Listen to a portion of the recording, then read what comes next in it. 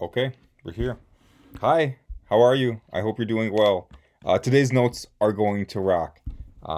I think you're going to really enjoy them. I heard a lot of feedback last week when we started talking about Hinduism, about again how you really enjoy learning about different religions.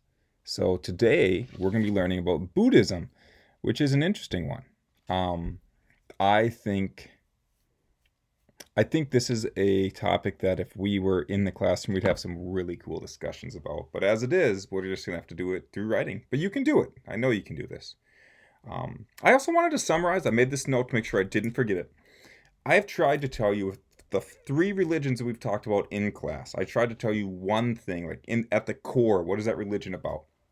I told you that if you want to understand Judaism, it's about understanding this idea of a covenant, of an agreement between God and the Jewish people. If you want to understand Christianity, it's this idea of accepting that Jesus Christ is the Son of God and you must accept him as your Messiah. And if you want to understand Islam, it's understanding that there is only one God and that God is Allah, and following the 5 pillars.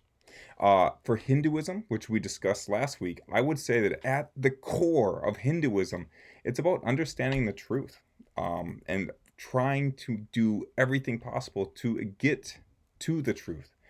Some students ask great questions, like what happens once you do it? Like, why would you want to stop being reincarnated?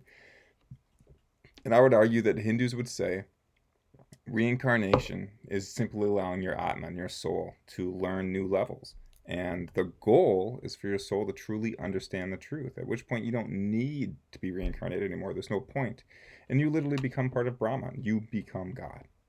Okay, that was a review of that. Today we're going to be starting off with Buddhism, which is not this fellow. Like everyone thinks Buddhism, you mean the fat guy? It's not the fat guy. This guy, he is a Buddha. He is not the Buddha.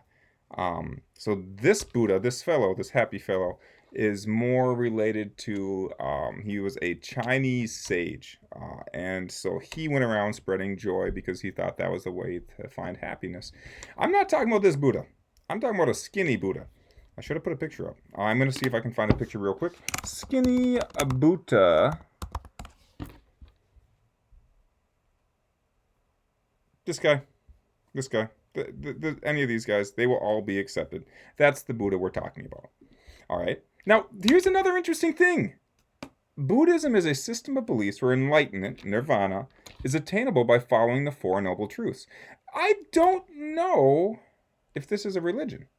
If you look at the BBC and discussing of Buddhism, it's under religion. Look, right here. It's under religion. And then if you scroll down, Buddhism has no belief in a personal God. So if you believe that a God is necessary for it to be a religion, then you could make the argument that Buddhism is not a religion. But if you're believing that a religion is a way to help you advance spiritually, Buddhism's a religion. It's really up to you. All right, let's get to it. What are the 4 Noble Truths? Okay. First noble truth is this. Suffering is unavoidable. Life is pain. As the great Dread Pirate Roberts once said.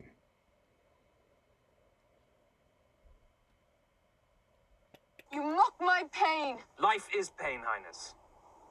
Anyone who says differently is selling something. Thank you, Dread Pirate Roberts. The Buddha would agree with you. Life is pain. Life is suffering. Physical, mental. It is part of life and it's not avoidable. Much like, now this, you want to bring back some references. I'm bringing the references back. This is a movie called Austin Powers. And you'll notice there's a man whose life is in grave danger. Watch out! Move! Move! Move! Careful, Austin.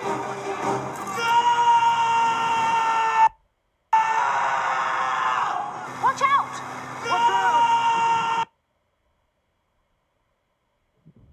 Hang on, I'm gonna floor it! Watch out! Move! Watch out!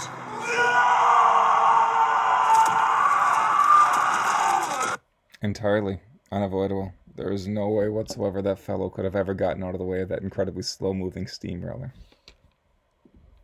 So, life is suffering, life is pain, and there's nothing you can do about it. That's the first noble truth. So the second noble truth, the cause of suffering. You need, in order to understand what is causing suffering, you need, let's try this again. To avoid suffering, okay, you need to understand what is causing the suffering. If something hurts, you need to figure out what is causing it to hurt. That makes sense so far. All right, Buddha, you're onto it. Okay, and this is what the Buddha found. Desire, okay, craving. I'm going to click on this real quick so it can load, and then I'll come back to it. So we'll come back to that once I hear some sound. Desire and craving, nothing lasts forever. Nothing provides endless happiness. And if you are constantly seeking something that'll make you happy forever, you're going to be sad. You're going to experience pain. Let Veronica Salt tell us.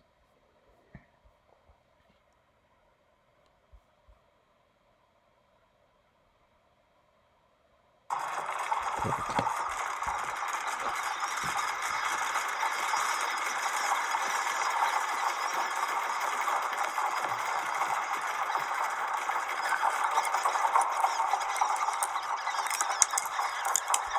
Squirrels. Yeah, squirrels. These squirrels are specially trained to get the nuts out of shells.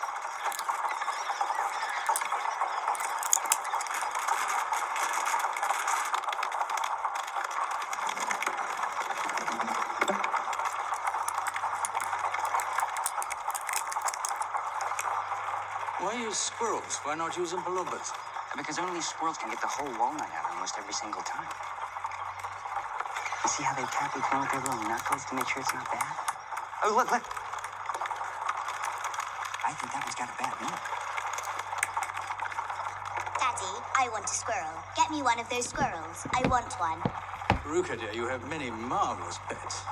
All I've got at home is one pony and 2 dogs and 4 cats and 6 bunny rabbits and 2 parakeets and 3 canaries and a green parrot and a turtle and a silly old hamster. I want a squirrel! All right, pet. Daddy will get you a squirrel just as soon as he possibly can. But I don't want any old squirrel. I want a trained squirrel. Miss Salt is not a woman. She's not a girl who understands that these things, getting these things, will not bring her happiness. I'm assuming that with all of those pets that she mentioned, she doesn't give them a second thought. It's the action of acquiring that she really wants. That's what's trying to get her happiness, and she's not finding happiness with it. This fellow is an individual who has the world's largest sneaker collection, which some of you wrote about when we were talking about for the question of the day. What is a collection you'd like to start? And some of you mentioned sneakers. I just want to show, let's cut forward just a little bit, I think it was the 30-second mark. It's not going to let me cut forward. It's going to start over again. I wonder, oh, success? Maybe. I pushed the wrong button, didn't I? Maybe it didn't listen to me, and this is good. World's largest sneaker collection, and go. Directing the Perfect. museum Nailed it. for the world to enjoy.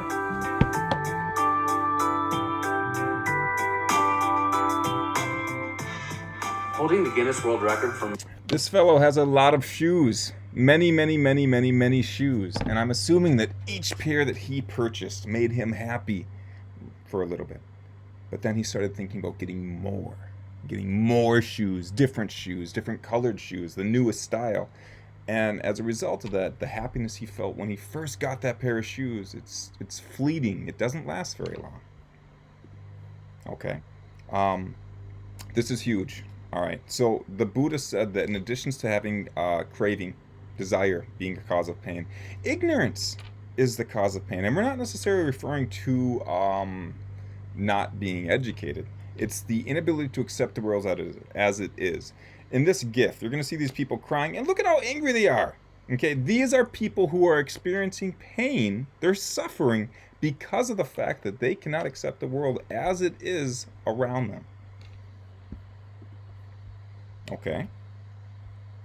So, what do? We know that life is pain. We know the cause of pain is desire and ignorance, not accepting the world around it. So what do we have to do? The Buddha says you need to end suffering by removing your desire, ill will, and ignorance, which sounds really easy to do.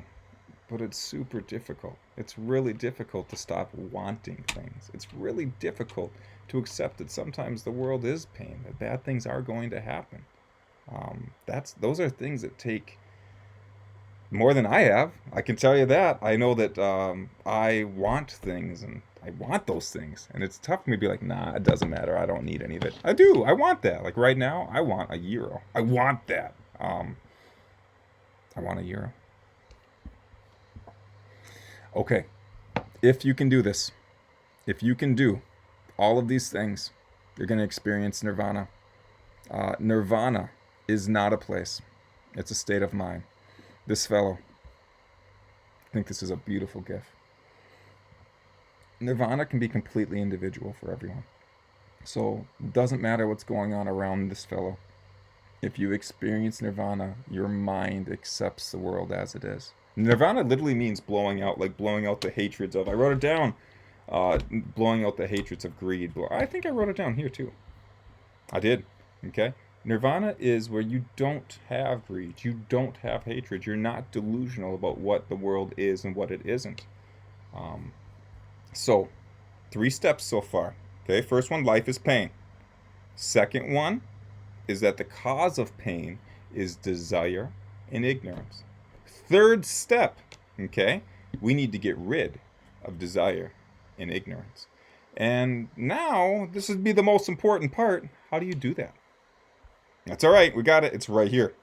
The truth of the eightfold path to end suffering. So he's like, hey, look, this is how you do it. There's 8 steps. This is something that's sort of interesting. We're going to watch a little clip at the end on this. But so the Buddha, we're going to find out, was this based on this real fellow who was living the life of luxury and not happy by it. So then he went the opposite path. He went to the other extreme. Instead of being like going from being the richest person in the world, he went to where he had nothing. And he said that was an extreme. You don't want that. You want to go something in the middle. So here are the 8 steps to reach enlightenment. Okay, so middle path. This is what we're talking about. Here's your steps. You need these things. If you get these right things, you can find nirvana. Right understanding, right attitude, right speech, right action, right livelihood, right effort, right mindfulness, and right concentrations. If you can do these things, you will experience nirvana. You will no longer suffer. Okay, I hope that made sense. There's a lot of really interesting ideas with this. What I want to end with is a thought bubble from Crash Course History. They do a great job with this, but it's going to really sum up just who the Buddha was. Okay, now this one is at 525.